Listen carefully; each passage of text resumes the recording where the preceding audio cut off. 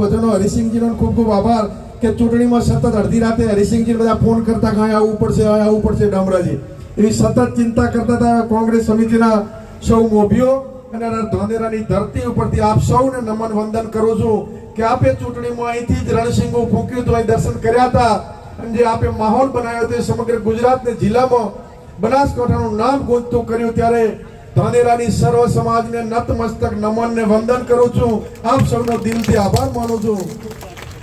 આ ઉપર બેઠા એ આપ સૌના પ્રતાપે છે, રૂડા ને રૂપાળા અમે નથી, રૂડા ને રૂપાળા આપ સૌ અમે બેઠા તમે છો, એના કારણે જ આ બધા અમે સ્ટેજમાં બેઠા છે એટલે તમને વિશેષ નમન તમારો સૌનો અધિકાર છે।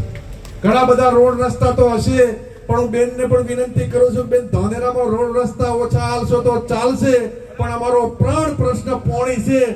જળ એક જીવન છે દિનેશભાઈ અને પાણી માટે નેનાવા સુધી સીપુ ડેમ માંથી લાવવું પડે, નર્મદા કેનાલ માંથી લાવવું પડે, આ ધાનેરાની ધરતીને લીલીછમ કરવા માટે પોથાવાડા હોય દોતીવાડા હોય આ વિસ્તારને પાણી મળે એના માટે સતત આ સૌ મોવડી મંડળ લડશે ને જનતા પણ લડો તો જ દિનેશભાઈ થાય। આગેવાનો રજૂઆત કરે અમારા કિસાન કોંગ્રેસ વાળા ઘણા લડતા પણ તમે ભેગા જ નથો,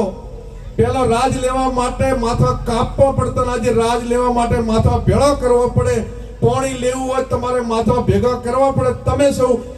તૈયારી કરીને ખેડૂતો લડજો, તમે કપડાનો થેલો હરિસિંહજી ભરીને આવશું, ધાનેરા માટે જેટલું લડવું પડે પાણી માટે લડશું એ આપ સૌને વિનંતી કરું છું। અને કેપી સાહેબ તમે તો જૂના છો, જોયું છે ભરતસિંહ પણ આ સંસદ કે ધારાસભ્ય ચૂંટાઈને માતર લઈને આવે એવું પહેલી વાર બન્યું છે, દરેકના મોઢા મીઠા થાય માતર લઈને આવે। આ જિલ્લાએ બનાસની બેન હીરાજી કીધું હતું એ સાચા અર્થમાં બનાસની બેન થઈ અને દરેક તાલુકે માતર ખવડાવે છે, માતર જેવું મીઠું કાયમી આ વિસ્તારને સમગ્ર જિલ્લામાં થાય એવી આપ સૌને મોંમાં ધણીને પ્રાર્થના કરું છું અને આપને ખાતરી આપું છું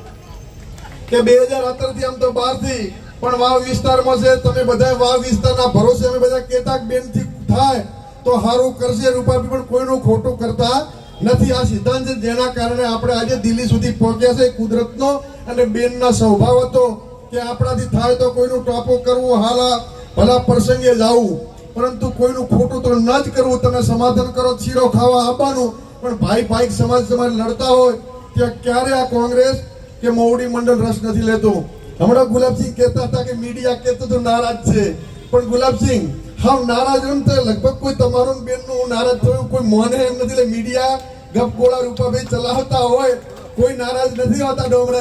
ડોમરાજીએ કીધું ભલે ત્યાં બેઠા મીડિયા ચલાવી લીધું, એટલે એવું કોઈ હોતું નથી, કોંગ્રેસ પાર્ટીમાં કોઈ નારાજ નથી હોતું। એટલે આપ સૌને વિશેષ ના કહેતો, આ ગુલાબસિંહ હમણાં કહેતા હતા કે